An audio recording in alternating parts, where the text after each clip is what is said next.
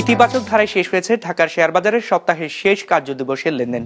সার্বিক সূচক DSEX 7 point বেড়ে দাঁড়িয়েছে 5203-এ।